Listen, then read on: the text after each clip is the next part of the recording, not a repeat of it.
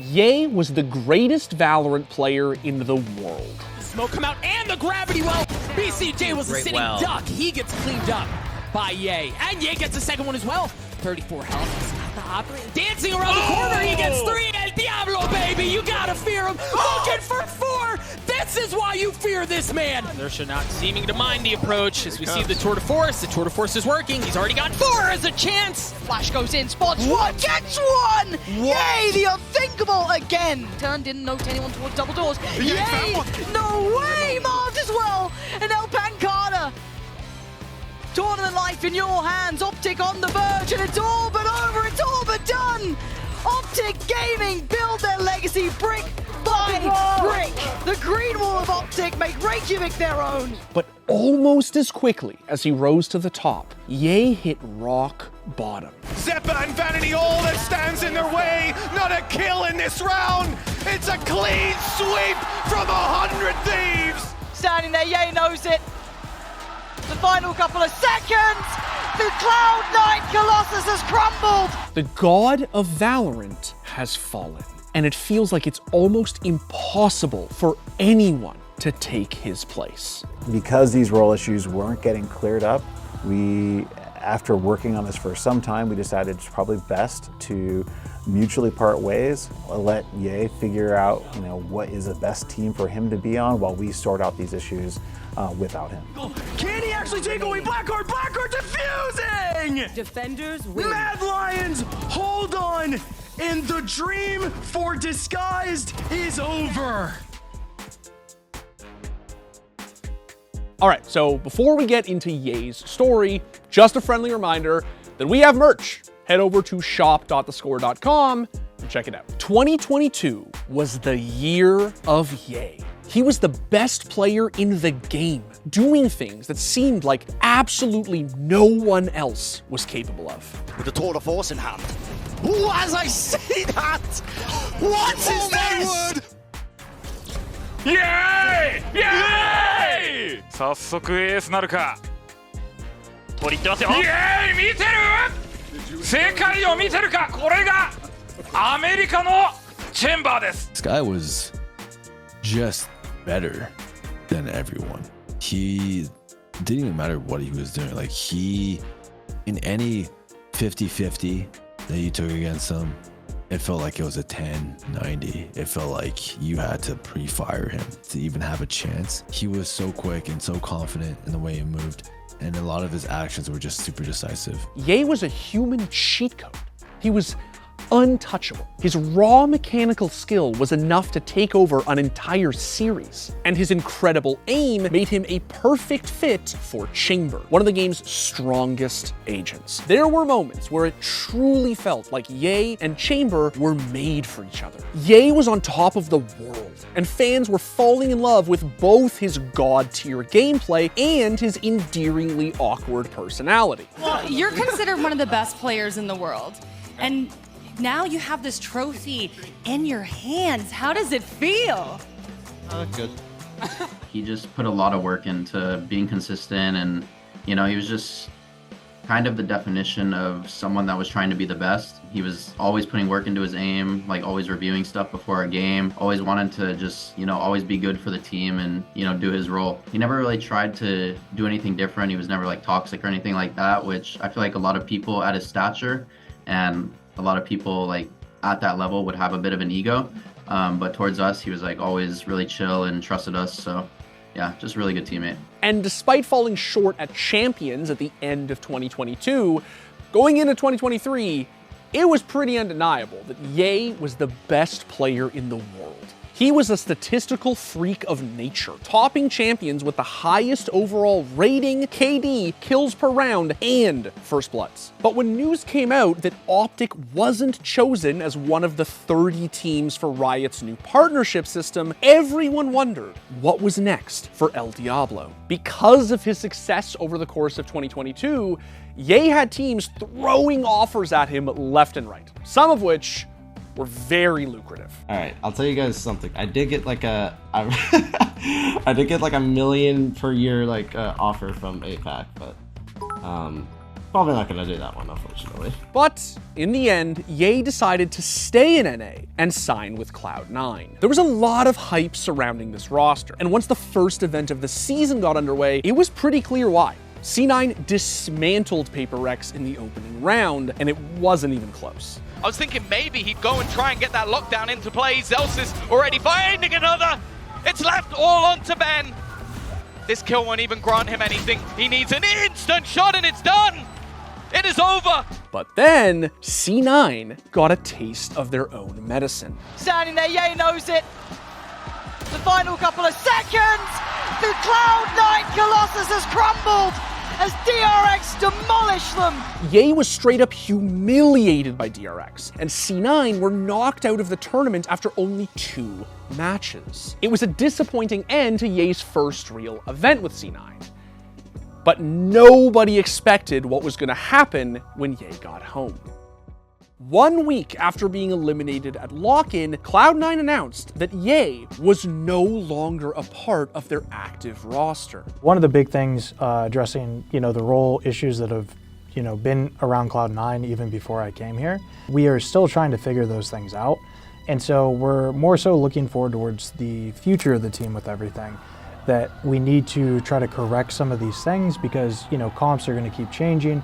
Metas are going to change, and flexibility and role issues are something we need to continue to look forward to, like addressing and fixing as the team goes on. Fans were not happy with this decision. After all, C9 were dropping what was essentially their biggest asset. The team suggested that the decision was made because of role issues, but some people speculated that they simply overspent on their roster before the org's CEO, Jack Etienne, dismissed these rumors and said he was planning for the long term. But Ye made it pretty clear that there was a lot more to this story, although he never shared those extra details. No matter what happened behind the scenes, the ultimate truth was that the best Valorant player in the world was teamless. And with only a week before the regular season started, Ye was basically screwed. While Ye was in limbo, Disguised Toast's Tier 2 Valorant roster dropped one of their players. Now at the time, a lot of people half-jokingly asked Toast to sign Ye, but soon enough, that joke became a reality. So I'm looking at your Sentinel's contract, and your buyout has a lot of zeros. Am I worth it? I think I'm gonna have to go with a free agent on this one. I got someone in mind. Hey, Ye? Yeah, what's up? You wanna join DSG? Yeah, sure, why not? Now, Disguised wasn't a Tier 1 roster, but Ye was doing his friend Toast a favor while also getting a chance to keep playing and maybe even securing a spot on a bigger team for 2024. There was an insane amount of hype surrounding Ye's debut for DSG, with Tarek and Toast watch partying the matches. But the excitement was short-lived. Ye's gonna peek. Wait, what the? Oh my goodness, it's with the transfer. Lockdown in. And Verno just has them all pinned up. And Steel, he's gonna get the pickaxe for round 13. Goodness. Here comes the play. Has to have it. Shots from Verno. Good for the first. And the flash will make sure that Oxygen lock in the round. NT. Now, it was already a rough start for Ye's stint on DSG. The roster kept shuffling, and as the weeks went on, the losses kept piling up. Toast and Ye even apologized to fans on Twitter for their poor results. A lot of people expected Ye to smurf on the Challenger circuit, but as DSG continued to lose, some members of the community began calling Ye washed and suggesting that he was being carried by Chamber. Just a year ago, Ye was lifting a Masters trophy, and now he was struggling to win a group stage match in Tier 2. The once best player in the world had hit rock bottom. When you play with a top of the line Tier 1 team like Optic or C9, and then you start playing with a Tier 2 team like DSG, you're not going to have that support system anymore. And now you're going to be forced to start picking up some of the slack tactically. More like things that Ye probably didn't have to do before on Optic, or Cloud9, he had to start doing a lot more of on DSG. I definitely think it was a tough situation for him to be in just because he came from a top tier team that everyone knew how to play their role, everyone knew how to set him up, everyone knew the role within the team. And then to go kind of to like a bottom tier team like that where you don't really have the same level of play and you might have to teach your teammates some things. And I would just say that he was just kind of, like you said, in a shitty situation, just kind of got a shitty hand. And I don't really think it's fair for the fans to go hard on him just because when you do play on like a not as good team, like obviously you're not going to do as well, right? Like you're not going to shine the same way, you're not going to get set up the same. The season ended in disaster for Ye and DSG. They failed to win a single series in Split 2 and were sent down from challengers. And it didn't help when a month later, Ye went on stream and said this. I think I learned my lesson in terms of with like DSG, where I just don't want to like hop into a team just to play, you know? Because obviously you can't like do like everything by yourself. Not to say I didn't have my own problems on there, but I'm just saying like it's a team game for a reason, right? So now, not only were people thinking Ye was washed, but they were also asking if he was toxic. Ye's reputation had taken a massive hit over the course of the year, leaving many people to wonder whether any Tier 1 orgs would even want to take a chance on signing Ye going into 2024. On the surface, the lovable, awkward superstar that everyone was rooting for was no more. But you can't simply discount a player of Ye's caliber, no matter how dire things look. Stock probably went down, probably did go down a little bit.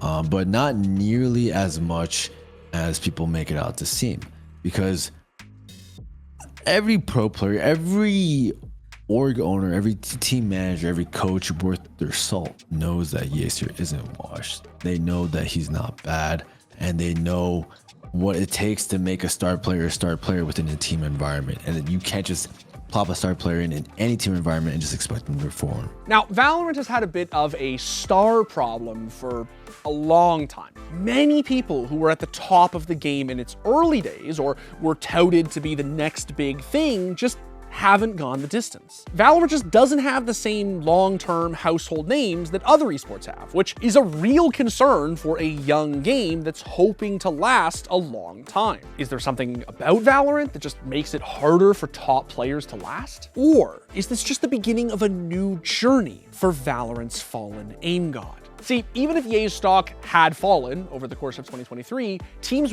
were still interested. He was at one point the best player in the world.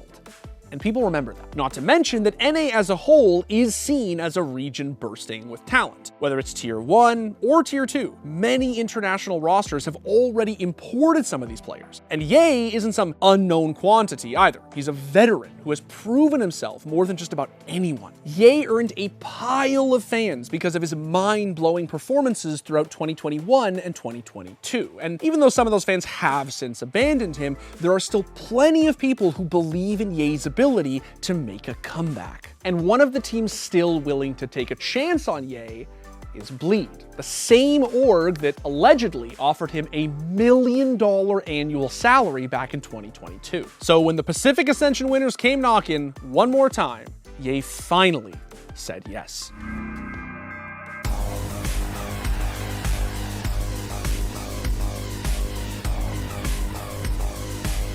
Ye has a lot to prove this year. The team isn't exactly off to a hot start, and Ye will need to dig deep if he wants to find the sort of glory he had at his best. After a rough time in Tier 2 NA, he'll need to respond to all of those questioning whether or not he still has what it takes to perform at the highest level, to be the Ye that we all remember.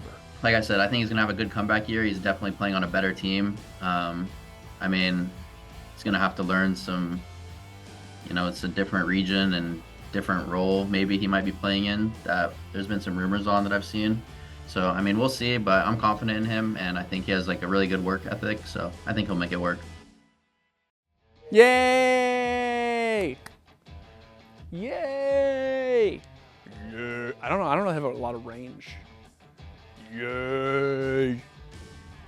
Yay, yay, yay, yay. Yeah, Yeah, yeah, yeah, yeah.